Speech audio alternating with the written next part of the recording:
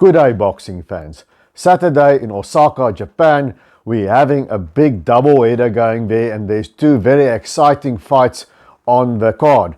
Now, the main event will have the newly minted IBF featherweight champion of the world, Angelo Leo, defending his world title against the former WBO bantamweight titleist, Tomoki Kameda. Will Kameda win a world title in another weight division, or will Angelo Leo successfully defend his belt? It is Japan against Mexico. It can only promise fireworks. If you want to break down the fight with me, stick around.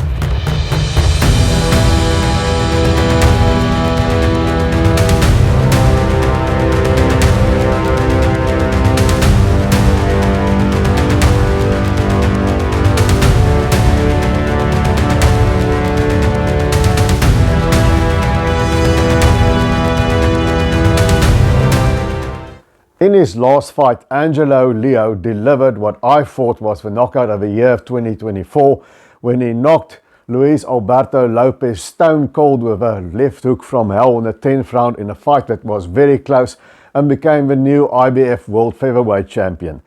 Now, that was a fight against a very awkward, hard-punching opponent. He timed that left hook perfectly and he hit Lopez on his exposed chin. I always thought Luis Alberto Lopez is a one-punch knockout waiting to happen.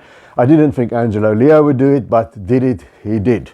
So now he's in the land of the rising sun and he's taking on a very tough Tomoki Kameda. Now, we in South Africa, we know Kameda. He fought our own Lerato Dlamini twice. They split two fights on points between them. The last one, Kameda won. Now, how do you beat Tomoki Kameda? He's a long, tough veteran. He's never been knocked out.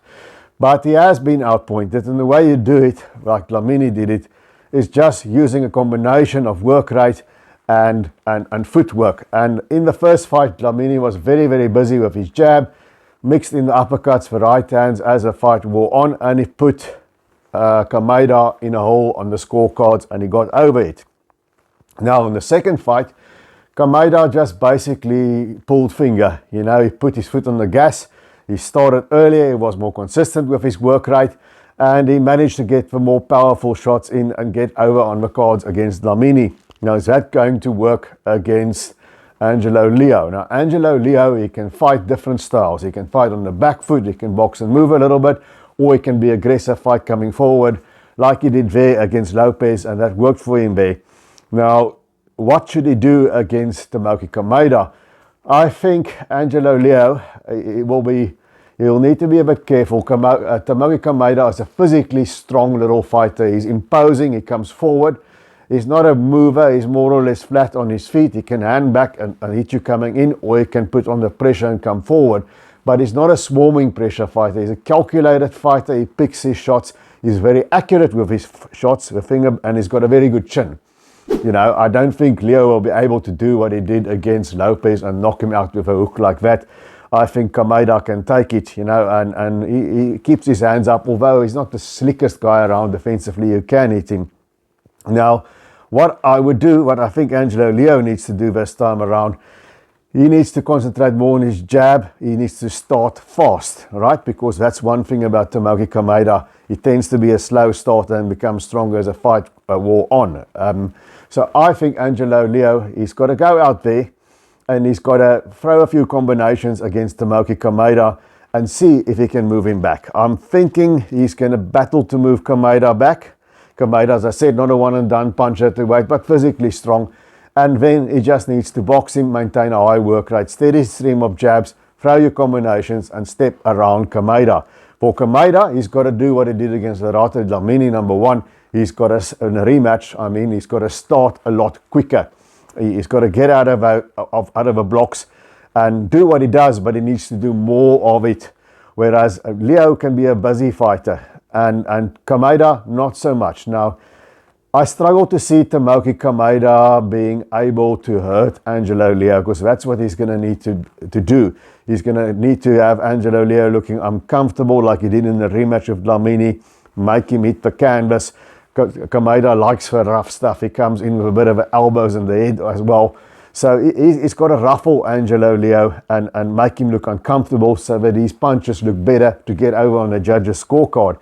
I don't think Tomoki Kameda has got quite the slickness to outbox Angelo Leo.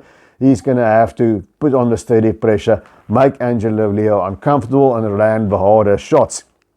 As for Angelo Leo, he's got to just be busy and not get hurt with something. Tomoki Kameda has a kind of an overhand right, a chopping right that he throws like that buzzed Lerato Dlamini a couple of times.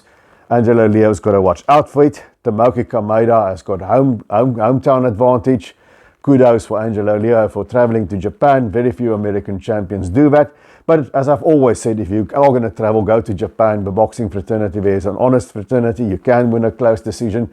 Who is going to win? You guys must please tell me in the comment section. Do you have Tomoki Kameda becoming a champion again? Or is Angelo Leo going to retain his belt? Here in South Africa, I think we're kind of rooting for Tomoki Kameda, maybe because if he wins and he wins the title, it might be a bit easier to have a third encounter with Lerato Dlamini somewhere down the line. If Dlamini can win a couple of fights, it might be promotionally just a bit easier. But is he going to make it against Angelo Leo?